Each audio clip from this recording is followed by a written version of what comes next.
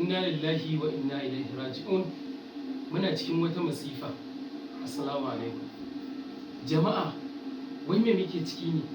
Har a samu wai wanda za a zo a yi sakin baki akan manzo Allah sallallahu alaihi wasallam a yanke mai hukunci, a samu wanda za su dinga cewa a'a. A wannan mutanen Kano, ina soyayyar da kuke wa Annabi? Duk duniya ba inda ake son Annabi sama da Kano. A yau ne za mu tabbatar da haka. Ina 'yan boko, ina wata hakamaku da bokon, a zo a yi rubuce-rubuce. Ina kafofin yada labarai da suke cikin jihar Kano, ina ɗaukakar da kuka samu. Ina malamai, a fito a sake faɗa, a sake yi jaddada wannan, a kafa a tsare a bisa hukuncin da aka yi. Lallai sai an raka an tabbatar da cewa wannan hukunci da wannan alƙali ya yi an tabbatar da shi. Gwamnan jihar Kano, kai ne mai gayya mai aiki, ba ma ana ce maka kadimul Islam. A wannan lokacin za mu tabbatar da cewa kai kadimul Islam. Lallai a yanke wannan mutumi, wannan zindiki da ya sakin baki akan manzo Allah.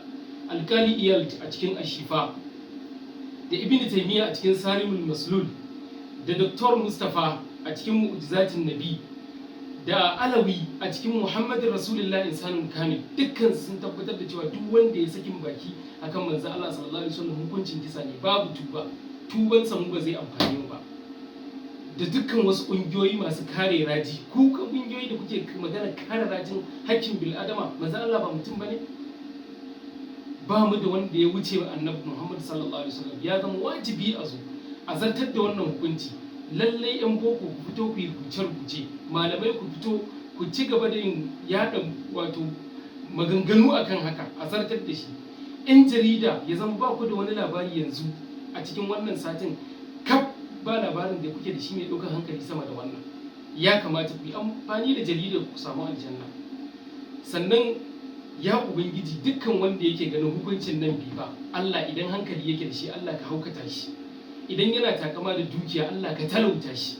In ƙarfi yake takama da shi, Allah ka zare da ka a jikinsa. Idan duk abin da ke takama da shi, Allah ka wulaƙanta shi, ka ɗaiɗaita shi.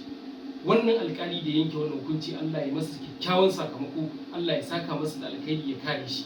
Lallai ya kamata ƙungiyoyi, ya kamata ku fito ku rubuce-rubuce, a fito a kafa a tsare 'yan jaridu, 'yan siyasa. Wannan this is your constituency project. Wannan shine constituency project ɗin wannan lokaci. Ku fito, wannan ga sabon project nan. Kun zo kun zauna a majalisu ana zagin Annabi kuna shi.